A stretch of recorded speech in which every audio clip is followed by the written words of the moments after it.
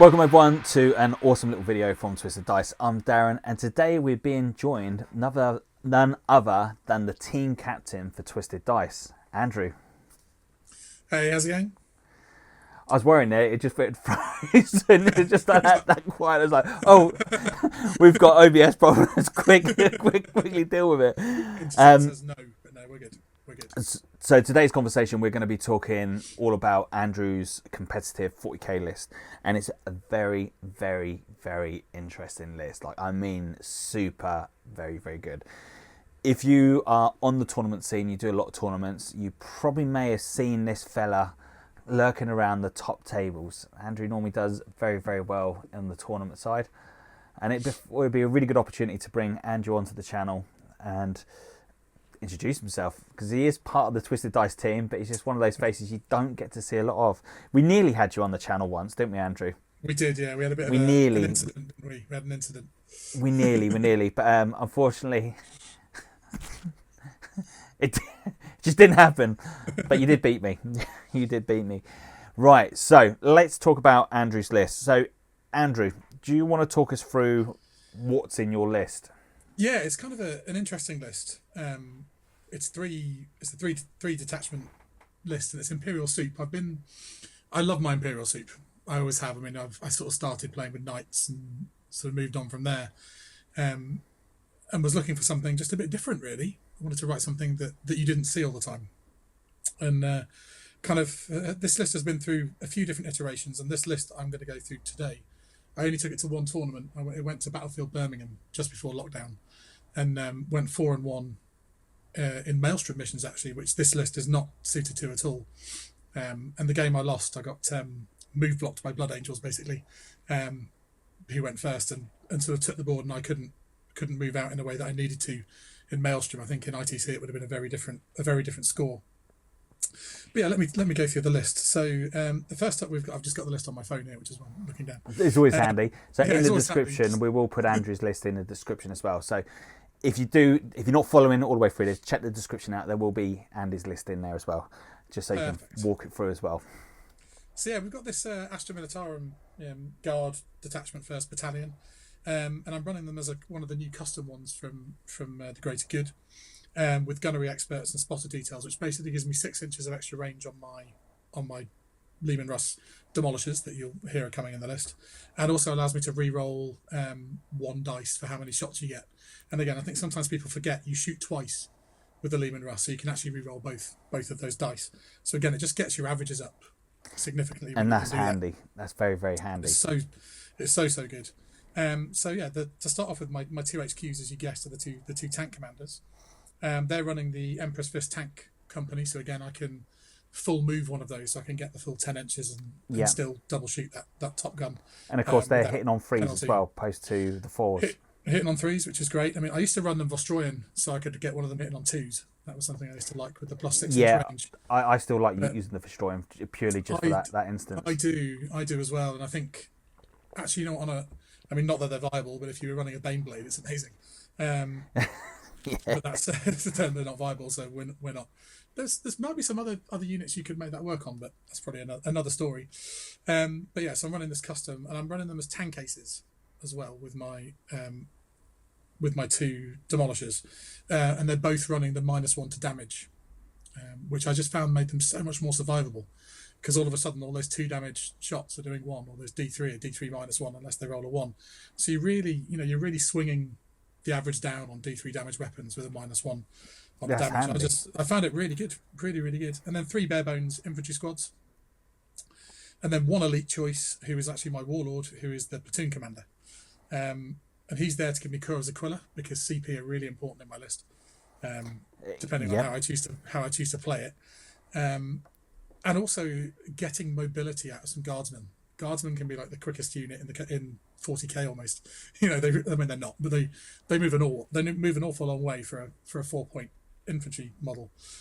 So there's some things you can do there. But the thing is, the Guard have got so much. The troops are very, very handy in so many different ways, like holding back objectives, screening, and as you rightly said, you've got that ability to move very, very quickly across the board, to take some of the board control as well.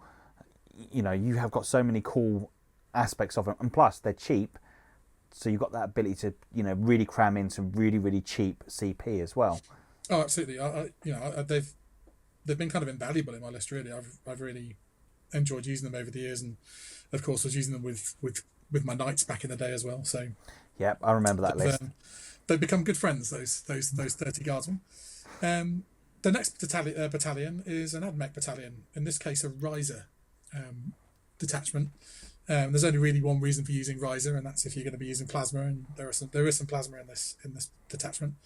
We've got the Servitor Maniple, which I'm using. So again, I'm popping another CP early doors there.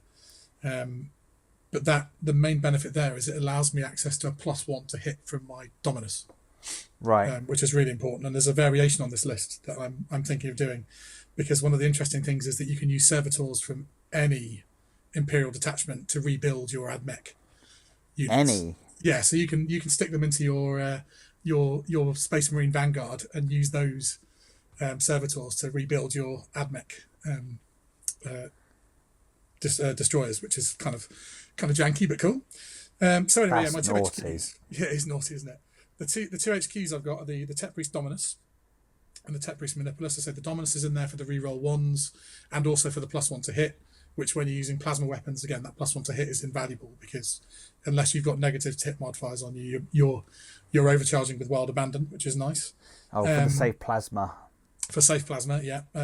I did run a version of this list with 2 robots in it as well, because then there's another strat you can do to get an additional +1. So all of a sudden you can make all your plasma hit on 2s rerolling 1s, which is also quite good fun. That's crazy. Yeah. The Mellifluous is great because it gets me +6 extra range, and I found if I'm playing against Mech Eldar lists, being outranged by Mech Eldar is miserable, because you just sit there and die. And actually things like Smasher Guns as well. I found against in the Orc matchup, against the heavy Mech Orc, the extra 6-inch range was pretty huge. So that's why those 2 guys are in there. I'd like to get Daedalosus in there as well, really, for another source of +1, because then we're getting hitting on 2s rerolling 1's plasma with whilst we're -1 to hit. That's very nice. But yeah, the 3 troops units here. There's a squad of Rangers. They're Rangers for points, actually, because I'm bang on 2,000 points. I've got a squad of Vanguard, and again, because I could get that extra 5 points for that extra squad of Vanguard, because I really like them. I actually really like their gun. The 6s to wound is a nice thing, benefit. And then the sort of probably the fun unit in the list, or my second favourite unit in this list, is a unit of 9 Cataphron destroyers, all running plasma and all running flamers. The flamers is a bit of an extravagance points wise, but it's really good when somebody chooses to charge your destroyers and you've got 9d6 rolling 2d6, pick the highest. That's shots. very, very good. Yeah, and also don't forget with the Mellifluous in there, they've got an 11-inch range. So again, unless somebody's right on their maximum charge distance, they're taking fire from those. You can't stop that. And the destroyers have an Auspex scan equivalent. So again, when you Auspex scan, not only have you got 9d6 plasma shots, you've also got 9d6 flamer shots that are also hitting. Oh my god! So it's pretty good as a sort of deterrent to drop horrible. That's good. That's disgusting. And we're seeing so much more with the new Harlequins rules. Again, we're seeing this happening with Scions and the potential prevalence of them. It's quite good from a getting yourself out of trouble. Although, the big enemy of this list at the moment is terrain, and I think terrain is something we'll talk about in a bit, because I think we're seeing a move to more and more of that terrain in lists. But yeah, we've got the 9 destroyers, and again they've got their plasma, and it's d6 shots per gun. So 9d6 shots, and overcharged it's strength 8 -3 2 damage, and if you pop the riser strat, you go +1 to wound and +1 damage. So it's strength 8 with a +1 to wound and flat damage 3. Wow. Or if you're not overcharging, of course, you're still strength 7 -3, and then you're at 2 damage. So all of a sudden, if you're in a situation where you can't support them with +1 to hit or anything like that, then actually it's quite an efficient way of dealing with things if you need to go that way and you're worried about overcharging. So that's the AdMech. Anyway, that's them in there. And then the final detachment is the Salamanders detachment, which is a detachment I really like, and I'm spending another CP on a relic here, which I give to my Primaris Librarian, who's my HQ slot in this Vanguard, which gives him a 6-up feel no pain bubble. for Salamanders units within 6 inches. He also takes Fire Shield and Drake Skin, and Fire Shield effectively is I can't remember which way around it is now. One of them is -1 to hit, and which is the Fire Shield, I think, and the Drake Skin is the +1 toughness. So it's -1 to hit and +1 toughness onto a Salamanders unit. And the Salamanders units I've got are the Intercessors. I've got a squad of 5 Intercessors, which is kind of an odd choice actually, spending that 85 points. It's probably not optimal, but it can come in situations when one of the other units may, if they fall for some reason in the previous tournament. I'll talk about that when we get to it. Yeah, sure. 2 Invicta tactical warsuits, both with the flamers. That I need to test them more. I think I need to learn to use them better. I've only had literally they were still wet when I put them on the table in round 1 of Battlefield Birmingham. And, they are really, if you play them right, they are very, very good units on a tournament scene that I like.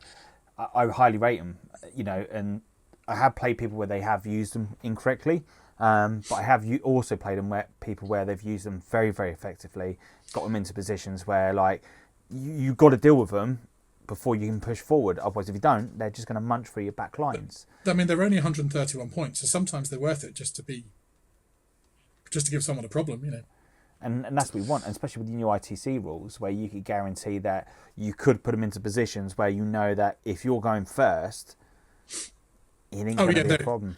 They're a different unit going first to going second for sure. And the thing I like with them with Salamanders is, and again, there are situations where this becomes quite useful. I had a situation where it basically won me the game actually. There's a Hawk Shroud strat like there is for Knights, where if someone charges a Salamanders unit, they can shoot as if they're being the charged unit, and then heroically intervene 2d6 inches.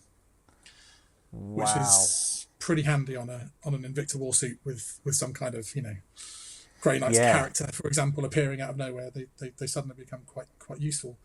And the reason why they can be so useful as this kind of counterpunch around the plasma, if I'm playing slightly more defensively, is that the plasma then have in front of them 10 Thunderhammer Storm Shield Terminators, and Salamanders have access to a 2 CP strat, where if there's more than 5 of them in the squad, and they're all wholly within 6 inches, which is dead easy to do with 9 plasma destroyers. 12 it's trickier, which is why I don't run 12. Otherwise I just run 12 because it'd be amazing.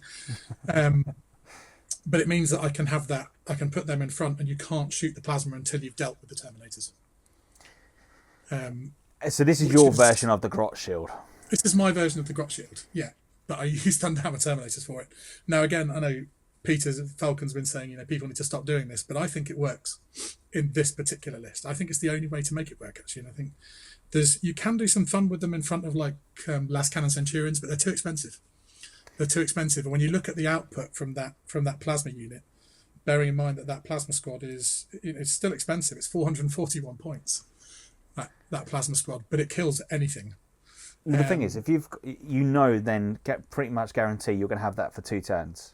Yeah, you're getting 2 turns of it, and 2 turns of that plasma. And again, now it gets really interesting because your opponent has to decide: am I going to deal with these Terminators? So the only game that the whole Battlefield Birmingham, the first 4 games I didn't lose a Terminator in any game, and in the 5th game I did lose a few Terminators, but the squad survived the entire tournament with 4 of the 5 games completely untouched. Because for many armies, it's just a waste of energy putting shots into them. Now, the only time I lost them was in the tournament before. I played it down in London, and it was the only game I lost at that tournament. Went 4-1 there as well, and it was to Dark Angels, and he was running the Flyers pre-nerf, so just after the Codex dropped, the new Psychic Awakening dropped. Yeah, and they basically had horrendous bolter output when flanked with Talon Masters and all this kind of stuff, and they managed to the bullet to kill the Terminators, and that's why I lost that game. But in general, people are really scared of them, and it's interesting again where we've kind of been in this meta where taking the board, holding the centre of the board has become really important. Particularly when we know with ITC, it doesn't matter which objectives you hold as long as you're holding more. So you can kind of just have half the board, and always deny that hold more secondary, and sometimes take that hold more secondary, and indeed hold, now looking at in sort of 5 of the 6 missions, I'd say maybe 4 of the 6 missions, a bonus is pretty easy to get if you can if you can get on the board and hold it. And people don't want to come in range of these terminators, and it's interesting because the terminators, they provide a screen. Everyone goes, yeah, they're screening. Well, they're screening for a bit, but there comes a point where it's like, well, I'm happy to lose the plasma now. Their targets have gone, because you forget how hard 10 Thunderhammer Terminators hit in combat, particularly Salamanders ones, because with Salamanders, again, well, all Space Marines, we can go +1 to hit with a Terminator squad, but you can also, with Salamanders, you can go +1 to wound. If you're running Adrax, you get that as part of his bubble. He's interesting, but I'm not in this list. I don't have the points for it. So the Terminators, anyway, you can put them +1 to wound, but there's another strat that you can use as a Salamander, which gives you double damage on the roll of a 6 to wound, which means you're throwing 6 damage Thunderhammers at your opponent. As I say, somebody charged a Gallant into my Terminators in the tournament in London, and I think I lost a Terminator, maybe 2 Terminators. I don't think it was only 1 in the end. I think like 1.5 Terminators, and then did 38 wounds back to the knight. And it had the combat invuln. So you really do, you pack a punch with I mean, I rolled 3 6s. But the thing is, you don't really these guys. You're not really seeing many Terminators, like Space No. Marine Terminators, on the tabletop at the moment. You're not. I think we're going to see more. I think Deathwing Terminators are really interesting because they can deep strike in like 6 inches away from the enemy and still charge. There's all sorts of... Mind you, I'm saying that we're not really seeing many Terminators on the battlefield at the moment. We're not seeing anything on the battlefield at the moment. And don't forget, a Paladin is just a Terminator with a book over his head. So yeah, I think with Paladin, I've actually just built 2,000 points of Grey Knights because I think they're an interesting one. So I think Terminators are something that we may be going to see more. I think, arguably they're an attack short for their points cost. Either an attack short or a wound short. There's an argument for that. But with Shock Assault and all these other things, they're so hard to shift. 2 up, 3 up invuln. And of course, if I go first, I'm also +1 toughness and -1 to hit. And I can drop transhuman on them if I really need to. So you can... So were they T4? They're T4, but I can get them up to T5 with my psychic power. I can make them -1 to be hit with a 2 up, 3 up invuln. And I can drop transhuman on them to be only wounded on a 4 up as well. So that makes a very, very hard unit to shift. So how many CP would you be looking at spending if you were being shot at? If I'm being shot at, I mean, to be honest, more often than not, I just let people shoot at them, because if people are shooting at my Terminators, then they're ignoring my Leman Russ Demolishers, and those things do work. So, I like threat overload lists. I really like threat overload lists. And the weakness of this list is definitely against combat, unless you don't shift these Terminators, at which point you've got 10 Terminators and 2 Invictors, one of which can do a 2d6 heroic intervention as combat deterrent. And one of the things I'm looking at, because frankly, I don't think I really need these 2 Leman Russ Demolishers. I mean, in the matchup I played against Knights, I've used this list, or a variation of this list now, in a couple of different tournaments, and the most it's killed in a turn was 3 Knight Crusaders, 3 Invictor Warsuits, and 10 Intercessors in a single turn. So I don't really need that much shots, and I'm really worried about mobility now and the way terrain's going. So I'm thinking, well, actually, I can drop the guard. So if you're going to drop the guard, what would you take in its place? Well, there's a few options. I think Sisters are really interesting, but I mean, it all depends whether I'm going to keep. Let's say for now that we're going to assume that this Terminator's shielding plasma destroys is a good thing, and I think there's an argument to be had there that it isn't, particularly with the way the meta's going. Or the way we're assuming the meta's going, I guess, from the conversations that are happening online at the moment and TTS games that I'm seeing going on. But let's assume for a moment. And again, terrain. I mean, the LGT terrain has basically meant that there are no shooting lines. It's like 2,000 point skirmish on those new tables, because they've added 4 more of the smaller ruins to what was already quite a busy table. Which it's interesting. It changes the game a bit. I love it when different tournaments have different characteristics. I think that's really exciting. But let's for a moment assume that the Terminator shielding the plasma is a good thing. In terms of those other points, you'd want to get the Salamanders up to a battalion if you were gonna go one of the ways. So one of the ways is to get the Salamanders up, and then if we're thinking about counterpunch and mobility, Space Walls. Space Walls I think are brilliant fun. That Smash Captain, who's exploding on 4s, hitting on 2s with the Thunderhammer and re-rolling 1s, is insane. And then we get Ragnar, Yeah. Ragnar is insane. If you've got just a wolf priest is really, really useful.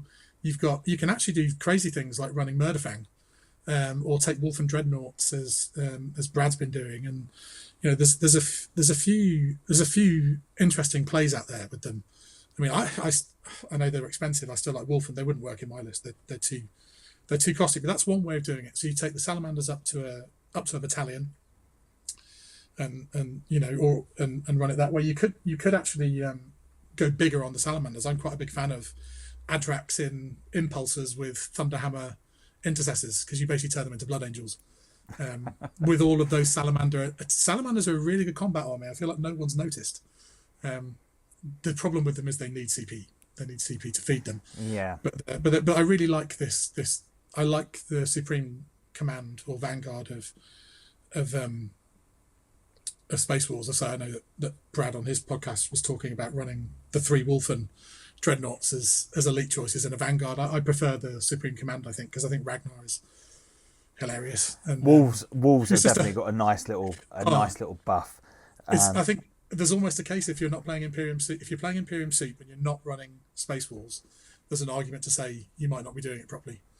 I suppose the question is, at the moment with the lockdown, is there anywhere that's coming off a lockdown that can get games in? It's going to be tricky. And I just find at the moment lockdown, the moment it's done, I'm going to start playing. And actually, I've realised now that I think the best thing I can do to test my list, and this sounds weird, is to play myself. So just to set up a table and to work on deployment, looking at the missions, looking at terrain packs, and just work on how would I deploy this list. And I'm really looking forward to trying this list I've been playing versus the double Paladin Bomb Grey Knights that I built, because I think it's a really interesting battle, because the units that are important change. Like, I'm almost thinking, well, I might want to use Lehman Russ as smite screen, because they just absorb wounds. Yeah. It's that kind of crazy situation where you're thinking, ooh, how do I screen enough? But so that's one option. Another thing you could do, and I haven't looked at this much yet, but it did cross my mind last night. Though you lose the tides, is there a place for a Paladin bomb in my list? Because I think 10 Thunderhammer Terminators and 10 Paladins is pretty funny. That's scary. Yeah, I think it could be pretty. It's got some survivability, which is nice. And the other thing that I'm really interested in at the moment is Sisters. Talk to me. So Sisters, I think, are a really interesting build, and I'm not looking at them from because again, I've got the Terminator blob, and with the plasma, that's quite a survivable block. So, and I don't really like the whole the build with the -2. Ignore -2 AP, because I think that -2 AP blob just sits there and does nothing, so you don't have to deal with it. Its threat to you is in board control, but it's not an offensive threat. Sure, yeah. And I know that the fashion at the moment in 40k is to play a very defensive KG game, and I'm a little bit more of an aggressive player, if I'm honest. I'm a threat saturation, always with a smile, but there's going to be a lot of damage output in my list, so I like damage output. I'd like to play an army that's more board control, just to learn that side of the game more. But I just enjoy punching things too much, I think, and particularly combat, which is why I love these Thunderhammers. I suppose in a way, if you can just shoot them off the board, then you ain't got to worry about the board control. Yeah, or if you can be a distraction long enough to get your Sisters into combat, because Sisters are amazing in combat. Repentia coming out of Rhinos is, I mean, it's like. If you were to sort of clone Ragnar and get it slightly wrong, you end up with Repentia, I think, because they just go in and blend stuff with their swords. They're super strong in combat, really, really good. And I really like Mortifiers. I think there's an issue with Mortifiers in that I think they're probably prone to dying.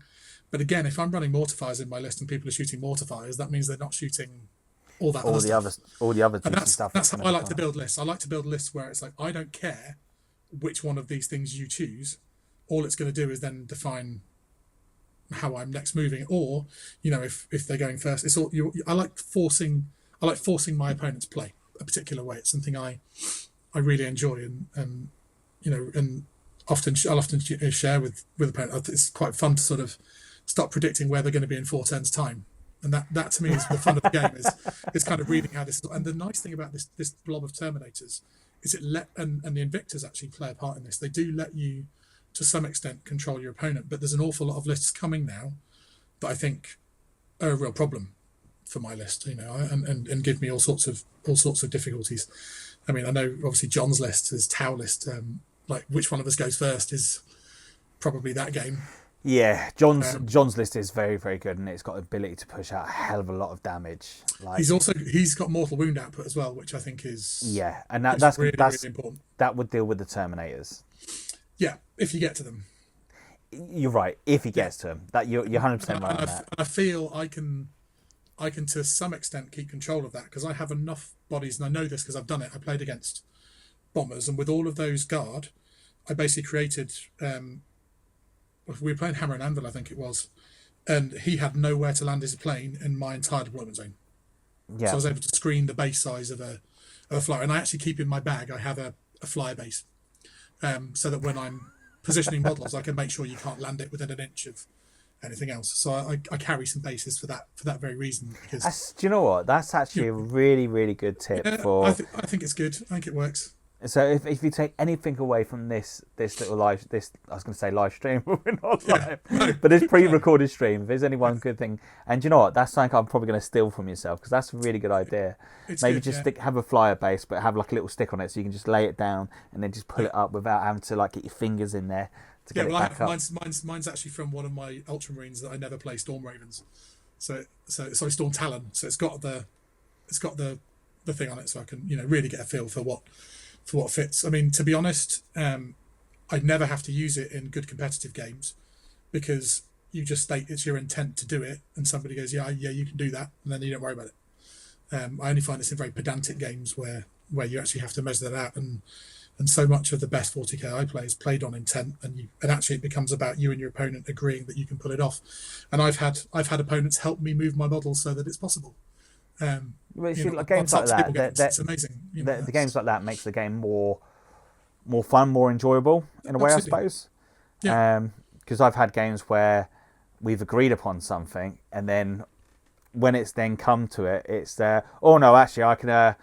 How did that work out? Like, but no, and I like to have that trust in my opponent that won't happen. For me, I just look at them and go, you got me. Okay, nothing I can do. You got me. That's it. Just got to deal with it. Got to react and like get around this in some way, shape, or form. But it's it's definitely one of those things. There is a Scions argument to be had as well right now. I think Scions are very interesting, and I think you take I think it's the Iotan Dragons, which are the ones that have the extra range when they deep strike, so that you're rapid firing with your las, with your hotshot las. I think they have a place in a list like mine, where the thing I don't like about that is that in most lists I love the ability to deep strike. I love that ability to to go and take an objective, to hide somewhere. You don't have to do it aggressively, but that ability to move. But the problem with my list is that that's one less threat on the board, which is one less decision my opponent has to make in their target priority. So I actually think in this list you kind of.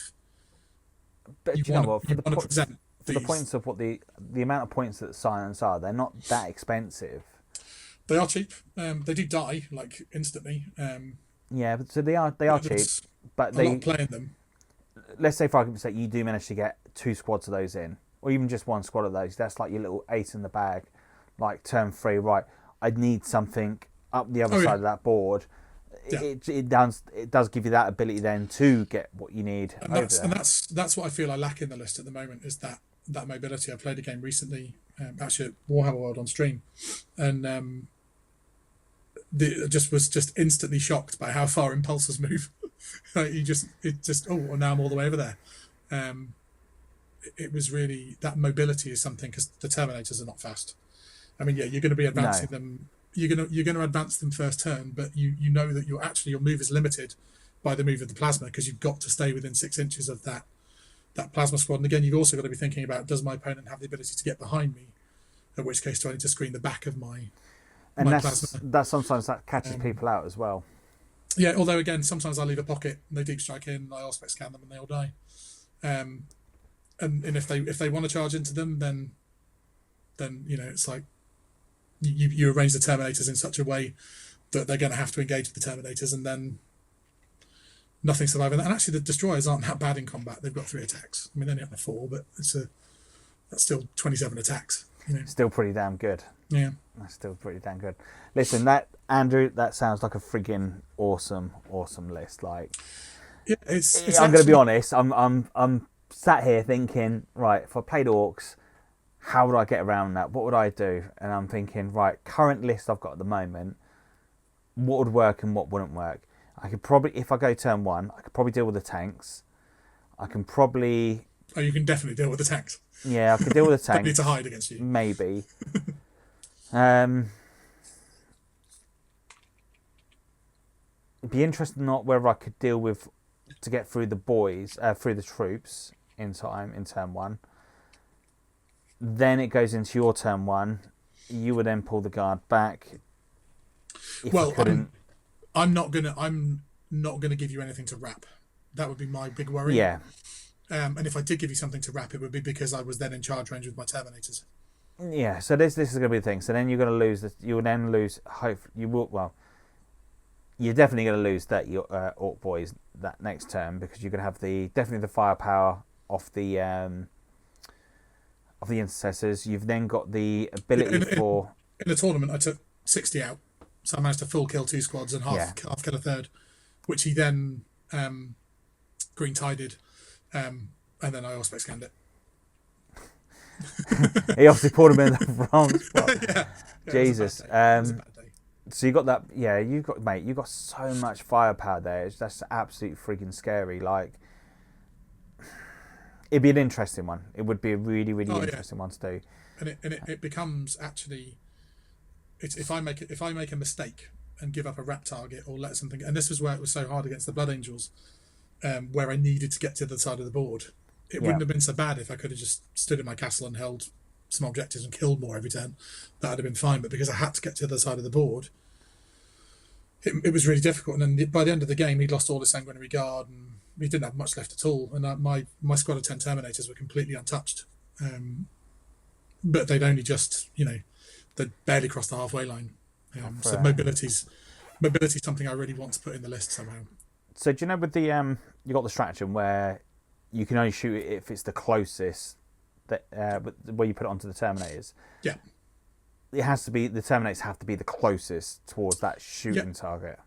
They have to be the closest. Yeah. Okay. I formed a little plan. So it gets really annoying if I can hide the Terminators. Yeah.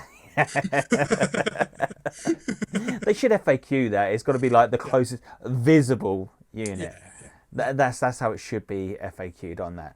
Yeah, the actual wording of the FAQ'd strat, because the old strat was disgusting. Like how it used to work was insane. Yeah. Because it would just protect everything. And they nerfed it into the ground, but it still has play. But the wording is that the squad that you're protecting, in order to shoot it, has to be the nearest visible. So you still have to, you can't. It's tricky to. The Terminators are going to have to be visible basically to.